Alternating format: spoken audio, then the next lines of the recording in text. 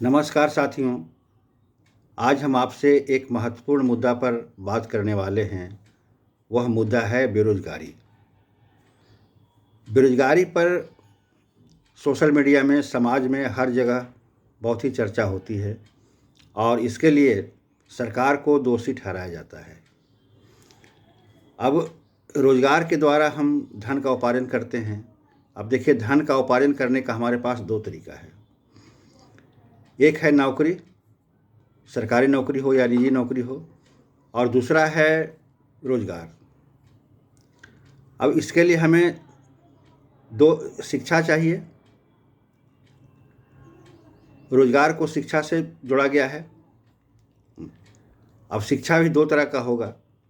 एक विद्यालय में जो रटंत विद्या है कि रट कर करके पढ़ लो और रट करके फिर परीक्षा में बैठो और सरकारी नौकरी प्राप्त कर लो। क्लर्क का नौकरी, असिस्टेंट का नौकरी, प्रशासनिक सेवा में जाइए। तो ये सब नौकरियों के लिए आपको रटंत विद्या की ज़रूरत पड़ती है। दूसरी ओर क्या है कि हम रोज़गार खोजते हैं। रोज़गार के लिए हमारे पास टेक्निकल डिग्री होना चाहिए या हुनर होना चाहिए। अगर टेक्निकल डिग्री आपके पास में है, मान लो कि आप इंजीनियरिंग किए हुए हैं, मेडिकल किए हुए हैं, है ना, या और भी कोई टेक्निकल डिग्री आप किए हुए हैं, तो उससे सरकारी नौकरी में भी आप जा सकते हैं और आप निजी कंपनियों में भी जा सकते हैं, प्राइवेट नौकरी में भी जा सकते हैं। उसके बाद फिर आता है एक हुनर, कि आपके हाथ में कुछ हुनर होना चाहिए, स्किल होना चाहिए। स्किल से भी आपको रोज़गार मिलता है। अब देखिए, अब थोड़ा सा हम देश की शिक्षा व्यवस्था पर हम विचार करते हैं कि हमारे देश में सर्व शिक्षा अभियान लागू किया गया। अब सर्व शिक्षा अभियान लागू किया गया, इसके तहत ये हुआ कि सब पढ़े सब बढ़े, मतलब कि सभी बच्चों को विद्यालय से हमको जोड़ देना है।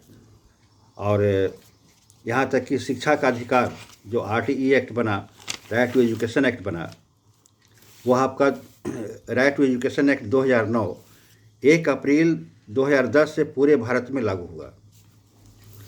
संविधान के अनुच्छेद 21 के तहत इस अधिकार को लागू कराया गया और इसके तहत, इस अधिकार के तहत जो 6 से 14 वर्ष के सभी बच्चे, जो कि क्लास 1 से लेकर के 8वीं वर्ग तक के बच्चों को मुफ्त शिक्षा और अनिवार्य शिक्षा को मौलिक अधिकार के साथ जोड़ा गया उसको। और निजी विद्यालय में इसके लिए 25% का सीट भी आरक्षित किया गया। अब देखिए, इसमें हुआ क्या, थोड़ा इस पर विचार कीजिए आप।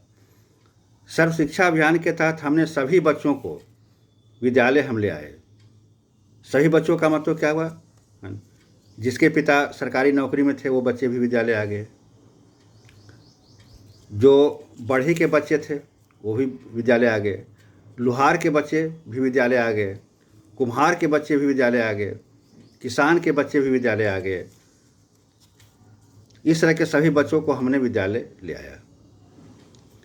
अब विद्यालय में हमने अब देखिए क्या होता है कि वो बच्चे विद्यालय तो आ गए, सर्व शिक्षा के नाम पर हम सब पढ़े सब बढ़े के नाम पर हमने सभी बच्चों को विद्यालय तो हमने ले आया। अब विद्यालय में क्या हुआ, सरकारी विद्यालयों की स्थिति क्या है वह किसी से छुपा हुआ नहीं है। अगर सही सर्वे किया जाए तो 20% सरकारी विद्यालय सही ढंग से चल रहे हैं, ने वहाँ की अच्छी पढ़ाई हो रही है। और अन्य जगहों में, अन्य सरकारी विद्यालयों में जो है वो क्या स्थिति है, किसी से छुपा हुआ नहीं है वो। अब देखिए, अब सरकारी नौकरी पाने के लिए हमारे पास रटंत विद्या होना चाहिए, हमारे पास पूरा ज्ञान होना चाहिए, और रोज़गार पाने के लिए हमारे पास हुनर होना चाहिए, हमारे हाथ में स्किल होना चाहिए।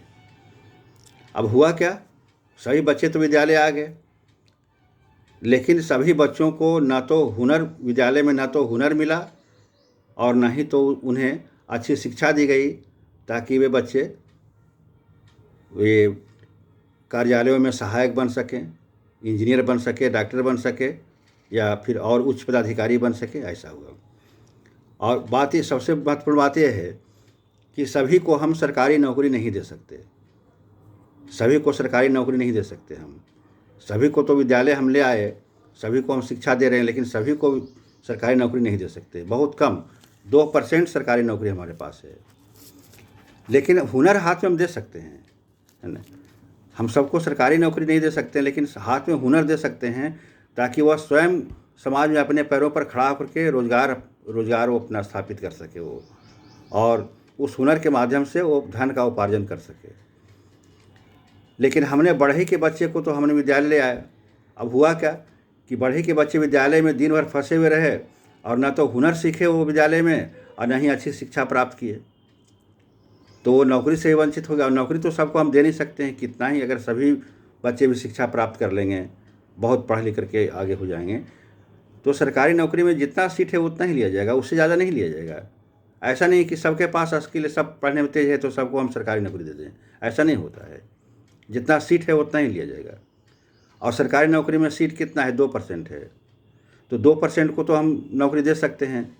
जो तेज़ बच्चे हैं पढ़ने में, जो रट कर करके पूरा तेज़ बन गए हैं, उनको तो हम नौकरी दे देंगे। लेकिन और भी बहुत बच्चे जो तेज़ नहीं हैं, है ना, उनको तो हम नौकरी नहीं दे सकते हैं।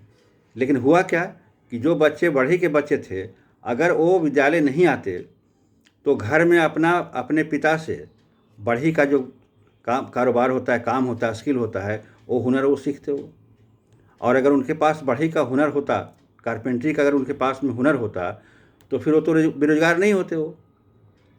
वो तो अपना रोजगार शुरू कर देते हो। 18 साल 20 साल होने के बाद अपना रोजगार शुरू कर देते।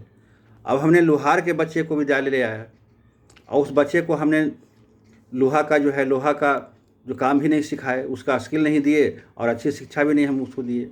नतीजा क्या हुआ कि वह लोहार का बच्चा वह बेरोजगार हो गया। अगर स्कूल नहीं आता, विद्यालय नहीं आता, तो अपने पिता से वह लोहा का काम जो है वो सीख करके, वो हुनर सीख करके, स्किल सीख करके, वो बेरोजगार तो नहीं होता, वो अपना रोजगार खड़ा करता हो।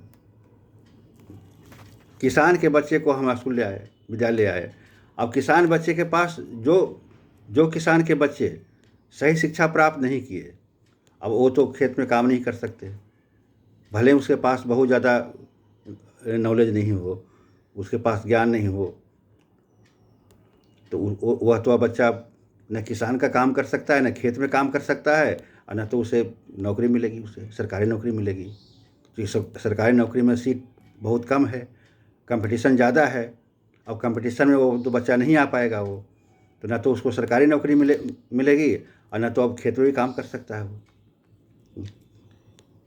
इस तरह से जो हमारे समाज में बहुत सारे जो स्किल पर आधारित जो रोज़गार है, जैसे कारपेंट्री का हो गया, लोहार का हो गया, कुम्हार का काम हो गया, और भी बहुत सारे पूरे हैं वो। जितनी जातियाँ उतने काम है। जाति का संबंध तो व्यक्ति से नहीं है, जाति का संबंध उसके काम से है। वो बढ़ई का जो कारपेंटर का जो काम होता है उससे है, उस व्यक्ति से नहीं है। तो जितनी जातियाँ हैं उतने कार्य है हमारे समाज में। तो सभी को हम स्कूल ले आए, लेकिन विद्यालय में न तो उसको हमने स्किल दिया, न तो हुनर दिया, और न तो अच्छी शिक्षा दी। नतीजा क्या हुआ कि वे बेरोजगार हो गए। वे अगर विद्यालय नहीं आते तो हो सकता है कि अपने घर का जो काम है अपने पिता से, अपनी पीढ़ी से सीख करके, और वो रोज़गार प्राप्त करते समाज में। तो समाज में बेरोजगारी बढ़ने का कारण ये भी है, हमारी जो शिक्षा पद्धति है वो कारण है। अब देखिए, अब इसका उपाय क्या है? अब इसका उपाय है कि हम विद्यालय को बिल्कुल उसको हुनर का, स्किल का एक केंद्र बना दें। विद्यालय में जो बच्चे आते हैं, ठीक है, जिनको बनना है, जिनको असिस्टेंट बनना है, जिनको इंजीनियर बनना है, जिनको डॉक्टर बनना है, जिनको पदाधिकारी बनना है, वो अपना पढ़ करके वो बने। लेकिन सभी बच्चों को तो इस तरह बनना संभव नहीं है। क्या सभी बच्चे इंजीनियर बनेंगे? क्या सभी बच्चे डॉक्टर बनेंगे? क्या सभी बच्चे पदाधिकारी बनेंगे? नहीं, सभी का संभव नहीं है। ये सब जो जिस पोस्ट का संबंध अच्छी पढ़ाई से, बहुत ही बेहतर पढ़ाई से है, वो है ना, उस पोस्ट पर सभी बच्चे नहीं जा सकते हैं, है ना। 2% बच्चे, 3% बच्चे जाएंगे उस पर, बाकी फिर बच्चे क्या करेंगे बाकी?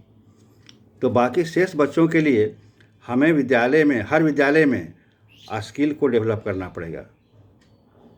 आप हमारा संविधान जब हमारा बन रहा था तो हमने 9 देशों से नकल किया, 9 देशों का संविधान से नकल करके हमने अपना एक संविधान बनाया। लेकिन आज शिक्षा पद्धति में हम अन्य देशों का नकल नहीं कर रहे हैं। हम शिक्षा के क्षेत्र में जापान का नकल नहीं कर रहे हैं। हम शिक्षा के क्षेत्र में चीन का नकल नहीं कर रहे हैं। हम शिक्षा के क्षेत्र में फिनलैंड का नकल नहीं कर रहे हैं। हम शिक्षा के क्षेत्र में अमेरिका का नकल नहीं कर रहे हैं। इन देशों में, जापान में, चाइना में, कोरिया में, इन देशों की शिक्षा पद्धति को आप देखिए, वहाँ पर बचपन से ही उसे हुनर सिखाया जाता है, उसे स्किल दिया जाता है विद्यालय में। हमारे यहाँ वो नहीं है। हमारे यहाँ बस सिर्फ जो है वो रट करके रटंत विद्या पर आधारित शिक्षा हमारा है।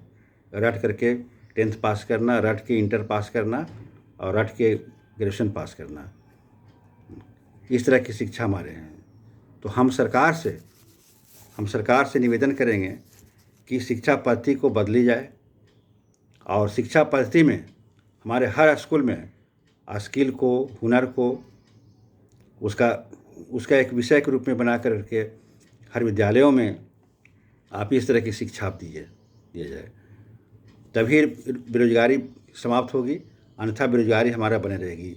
जिस तरह की शिक्षा पद्धति अभी चल रही है, जिस तरह की शिक्षा विद्यालय में भी दी जा रही है, इससे बेरोजगारी बढ़ेगी ही, इससे कभी भी रोजगार नहीं मिल सकता है।